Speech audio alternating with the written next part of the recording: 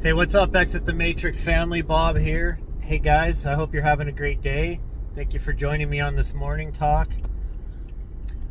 Hey guys, I didn't have like a very specific thing I wanted to talk about. We're just going to kind of go down a couple different avenues. A lot going on in the world, like holy smokes.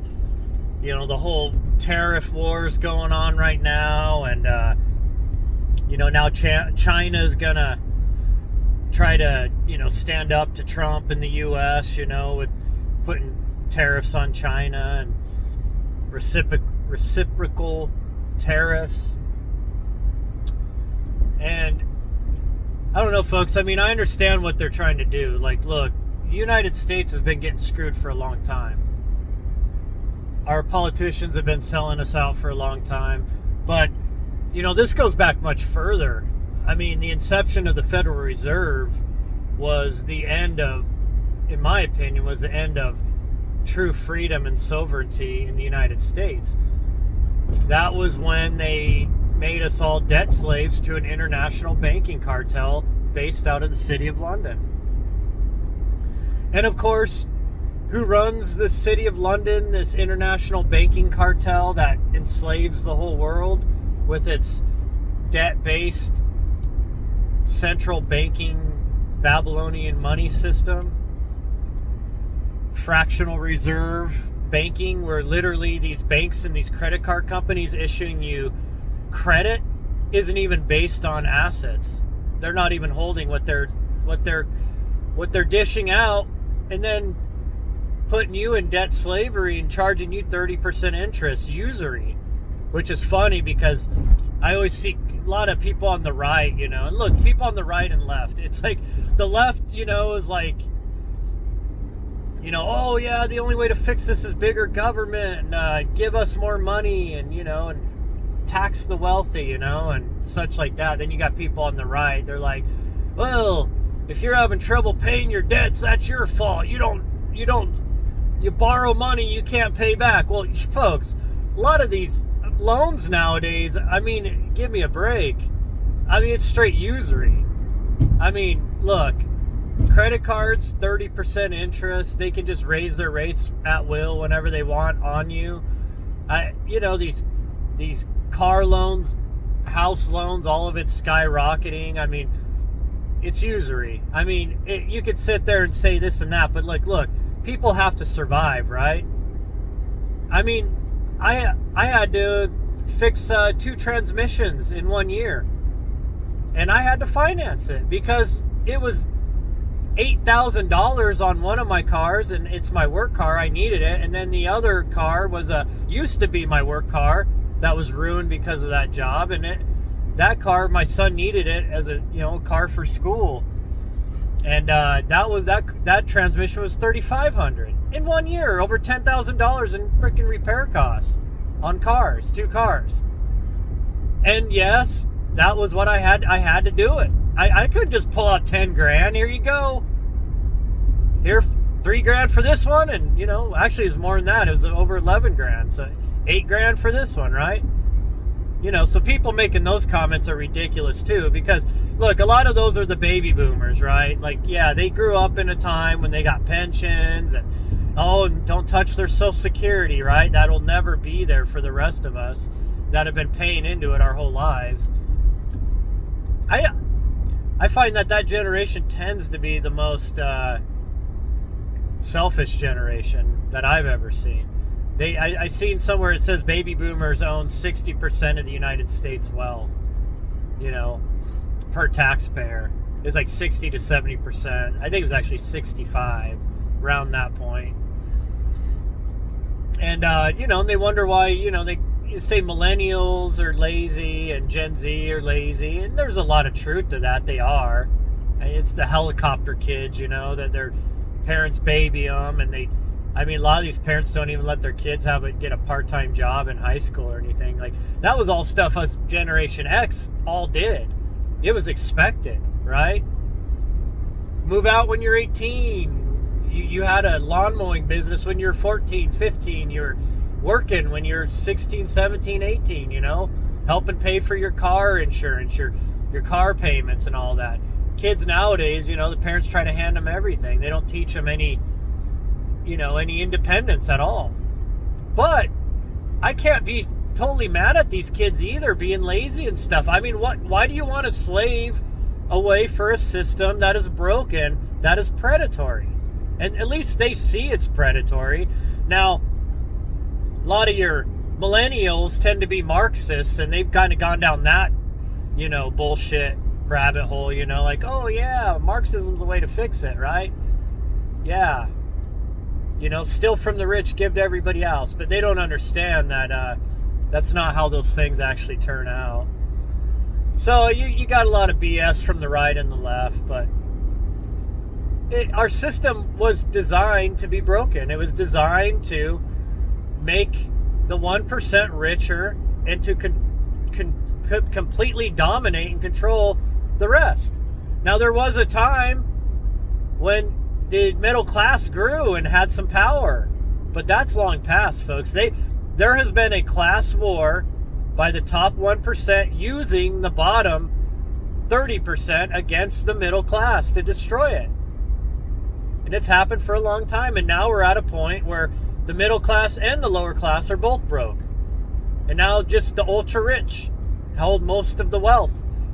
I think I was just seeing here with this whole tariff war thing going on that they hold over 80% of the wealth in stock. The 1%. I mean, think about that, folks. But look, these people are criminals. They're demons. They've been here since the beginning. Their bloodlines, their family lines have been controlling all of this. And this is one of the main ways that the Watchers, the Elohim, the Anunna have kept control over humanity, is by keeping us in debt slavery. See, folks, slavery never went away. It's always been there. It's just you're under the illusion you're not a slave. I've seen people before that try to argue this. Oh, I own a business. Yeah, I'm not a slave to the system. I don't work for the government. I don't this and that. It's like, dude, okay, your business, right? You're a slave of your business. I guarantee what I've found with and trust me, folks, I respect entrepreneurs and such. Small business owners. I'm not trying to put them down, but look, when they make this comment, I'm not part of the system. I own my own business. I'm sovereign. I don't rely on the government. But yet, I mean, these people usually have to work 80 hours a week. And if they're not out there hustling new contracts and jobs and basically working their life away, they're business founders and it collapses. And of course, they made situations way harder for small businesses year after year after year. Because, folks, politicians are criminals. They've been looting the taxpayers for a long time. And to make it easier to loot us, they crush the middle class. They give lip service to the middle class, but they really crush it. And all they do is bow down and lap dogs to the top 1%. But when people say, like, the Marxists, leftists, like, people, young people, when they say, oh, take it from the rich, tax the rich, they don't understand. The rich, our tax systems was designed to give the rich loopholes so that they never pay. They never pay. And so that it's the middle class, maybe the upper middle class, that carries most of the tax burden. That's the way it's always been. Because the rich understand. They understand, like, tax havens. They understand, they pay for the best accountants, folks. They know how to find every single tax loophole possible. That's why you have pictures of bananas and stuff and so-called modern art selling for $20 million and such, because they're laundering money or they're hiding money in those assets and those supposed assets that really aren't worth anything. That whole modern art scam, that's a scheme set up for the rich to launder and hide money for taxes and such. That's all it is. Everything's a scam, folks. Like, look, it's all a scam. Everything in this world is a scam. I've come to swallow that black pill, and it's hard to to see it that way, but it is. It's all a scam. See, they can never let us be wealthy and free and prosperous because they lose control of us at that point. See, the Anunna, they've done so many things to us to try to control us. Everything you can imagine, they've done to us. I mean, if you read the Atra Hasis correctly, you realize that they created this Homo sapien to be a worker class race to alleviate the work of the gods, right? Of the Agigi, of the Anunna. To be the worker slave class. To dig the canals, raise the crops, raise the animals, provide the gods with food, right? The priest class with food. The politicians with food and gold. To mine the gold. It's always been the Homo sapiens, the working class, that have always been the ones risking our lives to provide for the ultra elite, these old Anunna family lines that are here with humanity, that are not completely Homo sapien. Now, have the bloodlines mixed over the years? Of course they have. You're talking, if you go back to Sumer, 6,000 years. If you go back to Göbekli Tepe, you're probably looking at 12, 13,000 years. So there has been a mixing of the bloods, a dilution of their blood. That's why they try so hard to protect their bloodlines. That's why most of your royals that all these idiots worship, like the British, the blue bloods, they're copper-based bloodlines. They inbreed. They're inbreeders, folks. I mean, they're trying to protect their bloodlines from being contaminated by the red bloods, by the iron-based bloods, the Homo sapiens. See, everybody, you always have this thought that these, on the right, Christians, they always see of course, they don't understand what Elohim is, right? They think it's God the Creator. It's not. It says, the gods, Elohim, come, let us make man in our image, after our likeness. That's not after the image of God, folks. Okay, folks, my gosh, I'm sorry. I've got to say this because it irritates the hell out of me. Christians need to go learn some stuff, man. I mean, really, they're ignorant. They've been fed a book of lies. Their own book tells them, and they can't even understand it. Elohim is plural, the gods. Come, let us make man in our image, after our likeness. Not after God's likeness, folks. God is not Elohim. The source of all creation is not Elohim. The Elohim, it even says the sons of God, right? These humanoids, these beings, are not God. But they've set themselves up as gods on the earth. The Anunna, the Council of Anunna, the Council of the Elohim, the Council of the Gods. Look, folks, it's in all of the ancient religions and mythologies. They tell you. They were always royal. They have always been protecting their bloodlines. Well, they've done everything to try to control humanity. If you read the Atra Hasis, they poisoned them. They brought droughts to, they poisoned their foods. They gave them pestilences, diseases, to try to cut down their numbers and control them. Remember in Lil, complaining? Oh, these humans, all they do is they ruin my sleep. They're like, they're like locusts or mice. They eat up everything, right? And I'm just paraphrasing, folks, but look. He was saying that humans are like pests, and that this working class race that they hybridized was meant to be just dumb workers, but they had enough intelligence, they started rebelling against the Anunna. They were hard to control, so they had to try to cut their populations down. And when they still couldn't control their populations and they were eating all the food and causing mayhem, according to the Atra Hasis, they brought the flood. And this is in the Epic of Gilgamesh also. to wipe humanity out, folks. They got in their spaceships, they lifted off when the calamity happened, and then they lowered back down to Earth. And this has carried on since then.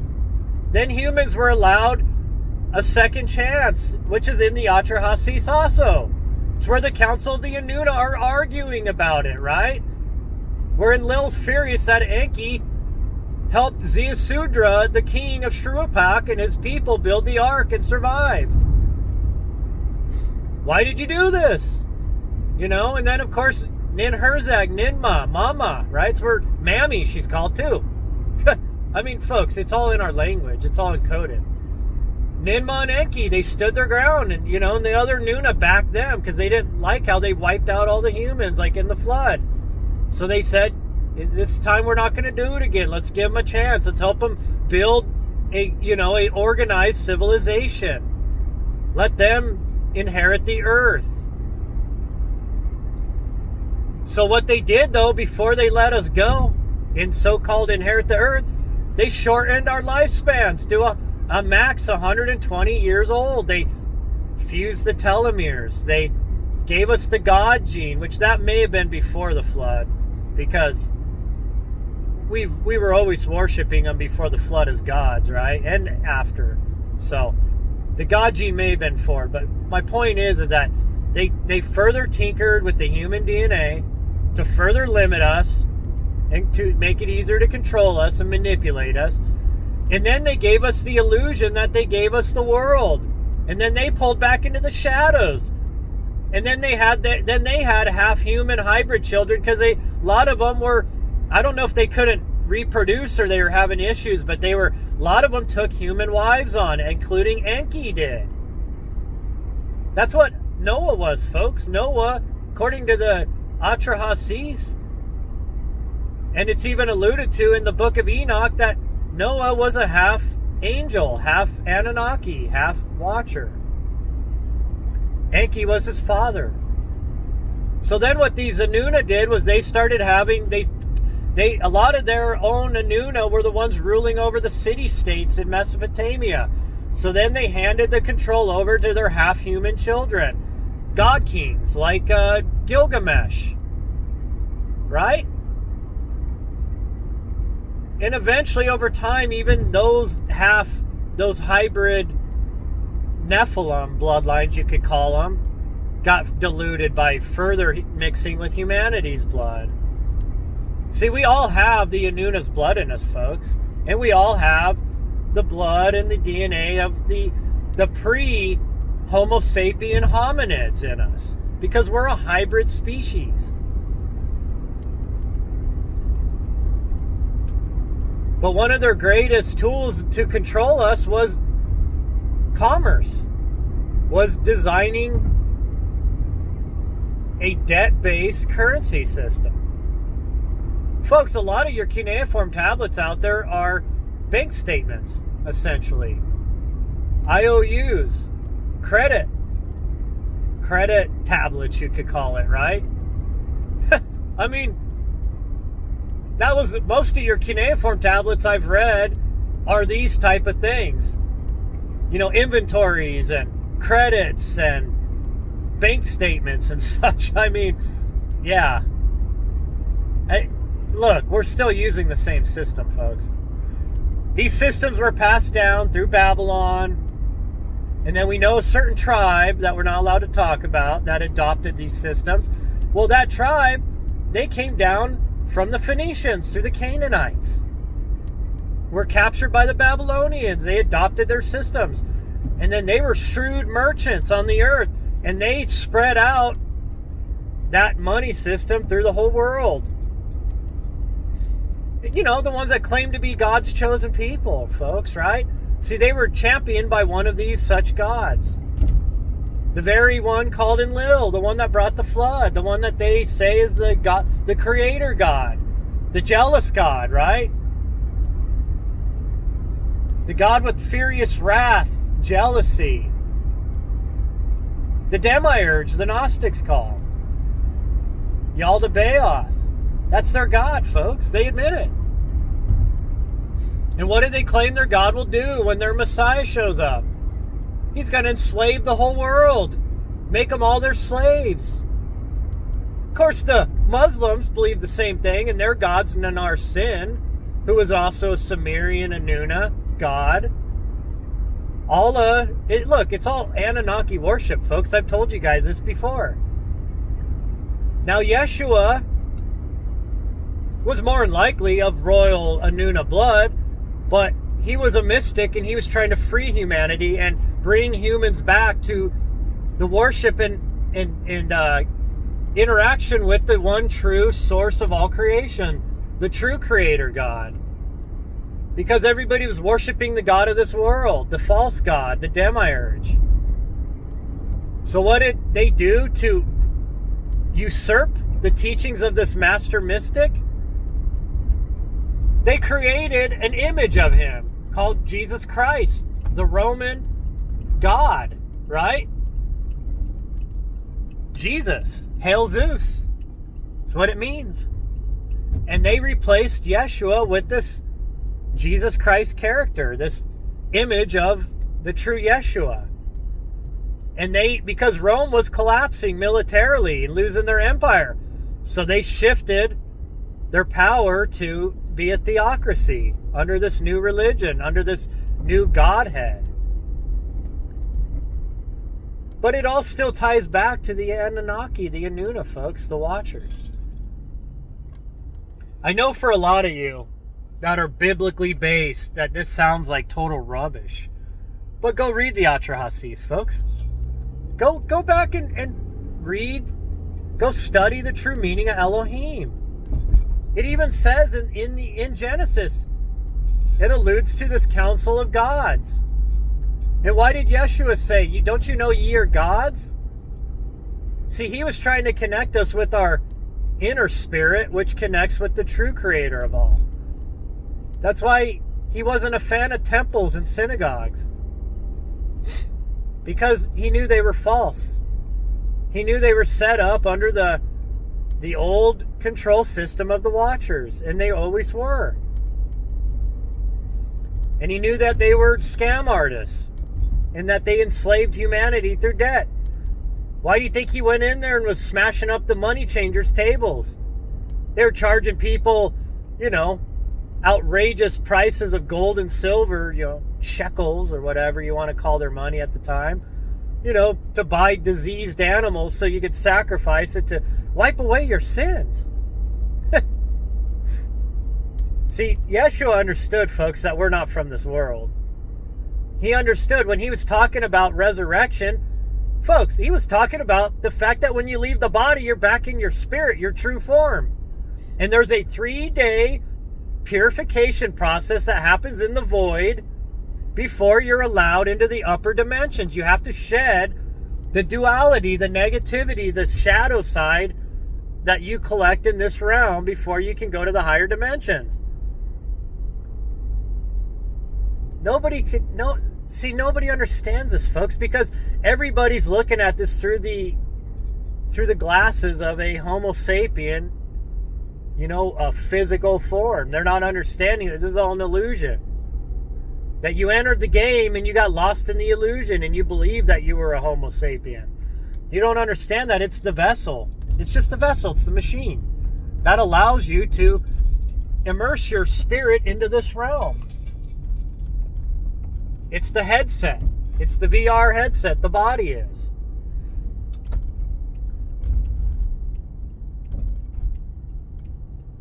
See, folks, the Anunna have understood from the beginning that you need spirit to animate the body.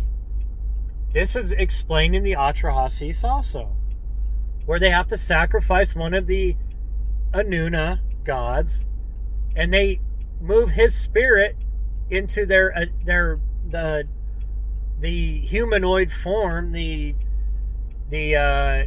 clone, you could call it, that they'd created, because it had no life. It wasn't animated, folks. You had to have spirit to animate. You had to have source energy to animate, to give it life, the essence of life. Every living thing, folks, is source energy in it, okay? Is source energy.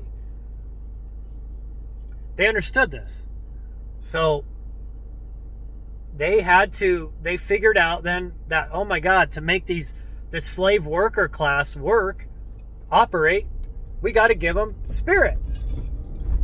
And so that's what they did with the sacrificing of one of their own. See, now, folks, you got to understand, when they sacrifice one of their own, that doesn't mean they wipe that spirit out. No, they just gave that Anunnaki that was in their form, their humanoid form, an exit so that it could jump into this new form they created. It was an experiment.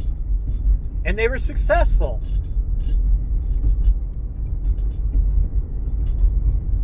I hope this is all sinking in, folks. Look, this breakdown is something you're not going to hear from hardly anybody. There's a few people that have alluded to some of this. I've been researching this stuff my whole life, connecting the dots, and I don't know. I'm not saying I'm 100% correct in all this, but these are my theories. And I don't know. I would just challenge you to research this stuff yourself. So they had to figure out how to get spirits to come inhabit these bodies they were creating. And you know, and how that happened, folks, I can't even theorize, honestly. Why do we come here, right? I mean, we're told, right, by our spirit guides and stuff. You see NDEs, and they say how we, did a soul contract, how we designed what our life would be like coming here. You know, that we're here temporarily, but we can reincarnate, and on and on and on. But when we're here, folks, they wipe our mind, and we're basically death slaves while we're here. So I'm still wrestling with some stuff with NDE's accounts, because I notice a lot of NDEers always say, "Oh, we're given a choice," right? When you have an NDE event, when you're there with your guides or past loved ones, or maybe even Yeshua himself or Buddha comes to meet you, right? Or Krishna or Vishnu or whatever. You know, it always happens to be whatever kind of belief system you have is you know, how how they come introduce themselves to you. Now, these people always say, "Oh, I had a choice." They said, "Yeah, you have a choice. You can stay here or you can go back. But let us show you, if you don't go back, what's going to happen," right? But I've also heard or read accounts, folks, where they don't give them a choice. They just boot them back into their human body, right? Or they trick them to go back. So I'm wrestling with all that still, because there are people that believe that those are agents of the reincarnation trap or cycle. And that when we die, we're given a short rest, but then we're recycled back into the matrix, into the system, to be harvested like cattle, right? I mean, what do they tell you in your religion? You're a sheep, right? Think about that, folks. They're calling you an animal, and they're saying that you need to be shepherded, right? Told what to do, led around by the nose, right? And then what does a sheep herder have that helps him? He usually has pretty, vicious dogs, sheep herding dogs, to help keep the sheep in line, right? What do you think these bankers are, folks? These politicians. They're the sheepdogs, or these religious figures like the Pope and such, and your preachers and your pastors, right? That tell you you're a sheep. Now, folks, what do you do when you raise sheep? Well, you got to protect them against the wolves, right? And so they don't get eaten. But it's an illusion to the sheep. See, the sheep see they see the dogs and the sheep herder as their friend, as they're protecting them, right? The dogs are herding them, but then they protect them from wolves. And then the sheep herder protects them from wolves, and he leads them to pastures, and he protects them, right? But what is it for, folks? What is it for? What is it? Well, they got two choices, right? Maybe they get both. They get fleeced, for one, right? You've heard the saying, right? Fleeced. What do you think our banking system does to us? It fleeces us, right? Everything we build up and build and create, they fleece us. They steal it from us through their debt-based system. See, you work your whole life away, folks, and yet you don't make enough to survive. Some people I know have 2-3 jobs to try to survive. And then all that work and all that, you barely have enough to survive. They fleece you in taxes, in inflation. All that's a type of tax. Inflation is. So they never allow you to get ahead ever. And what's the other choice? What else do they do with you? Well, when they don't need you to fleece, for your sheep's wool, right? For your labor, then they just kill you and eat you. Okay? There you go, folks. That's your wonder. So whenever your pastor's sitting up there and the good shepherd, Jesus Christ, you need to be his sheep, he'll be your shepherd. So that you have the illusion you're being protected, only to be fleeced and eventually killed and eaten. You see, folks, what all this is? See, they see how they eat you is your energy. They see these watchers, these Anunna, they've been away from the source for so long, the light, the love, the higher dimensions. They've been so deep in time and matter in the third dimension that they've lost a lot of that source energy, or it's dimmed, right? Like a battery that's losing energy. The flashlight, when your battery's getting low, your light starts dimming, right? It's going to die soon. So what do they do to replenish that? They absorb the energy of spirits just coming from the higher dimensions. They use them like batteries. Folks, the Matrix was trying to tell us all this. We're batteries. Religion tells you you're sheep. The Phoenicians, the Canaanite, that one tribe, they'd say you're cattle. See, folks, we are all being lied to and manipulated, okay? Just a lot of stuff, folks. And look, I'm not trying to depress people, okay? Look, we are source energy. That means we're fractals of God. We can overcome all this. We just have to awaken to this. And we have to see who the perpetrators are. Because, folks, the reason why they limited our lifespans and they did all this stuff to us, they gave us the God worship gene and all that, was because they had to try to control us so that we could never realize our divinity. And what was Yeshua trying to teach us about? Our divinity. That we are one with the Father, with the Creator, right? Direct access. Kingdom of heaven is within. Our bodies are the temple. Our third eye, our pineal gland, is the connection with spirit, with the higher realms. And we're always close to the Father because we are the Father. We are his children. We are one with source. Okay, folks? You've heard the law of one, right? We're all one. See, they can't let us understand that because the day that humanity on a mass scale understands that, their game is over. Their game board gets flipped over. Just like Yeshua flipped over the money changers' tables. They can't let us know that, folks. That's why we're lied to in school, lied to by government, lied to in church, in synagogues, in temples, in mosques. Everywhere we are, folks, we're lied to all the time, 24/7. Media's propaganda, entertainment's propaganda, schooling's propaganda, religion's propaganda, history's propaganda. Because we're all playing this giant game, but they made the rules of the game for us to enter the game is to forget what we are and who we are. And that's how they manipulate us. Some people are so manipulated, folks, that they manifest hell and such when they cross over. You always hear Christians always allude to, oh, see, hell is real. Didn't you hear about that lady's NDE? But they never talk about the end of her NDE, where she talks about when she leaves hell, it's because she's had to ask, I don't want to be here, let me out. And boom, it's gone. She's out. Because, folks, she created that. And then they never mention how those people will say, well, I was brought up a Catholic, and I always thought I was going to go to hell or purgatory. And that's why they had to experience purgatory. They manifested that in their crossing over, because everybody's crossing over is tailored to each of us individually and to our beliefs and such.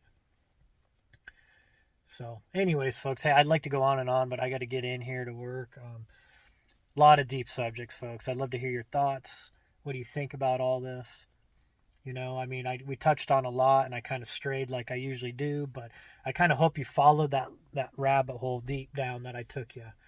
And I know I probably offended some of you. And hey, look, I'm just telling you the truth, folks. Like, look, they tell you to your face, you're a sheep, right? What happens to sheep? They get fleeced. They cut off their coats. They wait till they build it up. All that work and energy that is invested by the sheep in eating and grazing, and because that's the work that sheep do, is they build up that coat and then they get fleeced. It gets stolen from them, taken away. Now they're freezing their asses off, and they're probably going to get turned into, mutton, lamb steaks and stuff like that. So when they're not needed for their fleece anymore, or turned into dog food, which is even crazier if you think about it, right? A lot of those, like sheep and stuff, a lot of times, a lot of their meats and stuff end up in dog food and stuff. So, because mutton's not real popular in the United States, right? Most of your lamb you eat that's the baby, that's the young ones, right? The older ones, the mutton, the adult, Americans aren't really big on that. On other countries, they eat it on a regular, but not in the United States. So a lot of that goes into dog food and such. So wow, that's even worse, right? They turn you. So what are the dogs that get to eat us sometimes? Right? If we don't end up on a grill, right? I'm just playing, guys, but you get the allegories I'm making here, right? Okay, see, allegories. Most of your stories in the Bible and the cuneiform are allegories, and we can make up our own, I guess, if you can follow along. So. Hell, most of us have been doing allegories here recently with all the censorship. You got to, change words and descriptions, and everybody's got to read between the lines now, to understand what you're talking about. Because, they're trying to censor us. Like I said, folks, they don't want us to wake up to what we are. But it's happening, folks, okay? That's why I tell you, read these cuneiform, then go back and read your Bible, and you'll see what I'm talking about. Go listen to NDEs, okay? You'll know what I'm talking about. It'll all start making sense. So anyways, guys, hey, I appreciate you guys. I love you guys. Remember to hit me up if you're interested in doing a one-on-one Zoom. My time for your donation. And just liking and sharing the videos, folks. And make sure you go on the link and join me over on my new Facebook page. I still am yet to get Exit the Matrix back from Facebook. It's still floating out there in Facebook land. Now the hacker got kicked off of it too, so now there's no admins on it, and I'm trying to get access back, but Facebook's trash, so just being honest. So anyways, guys, talk to you later. Have a good day.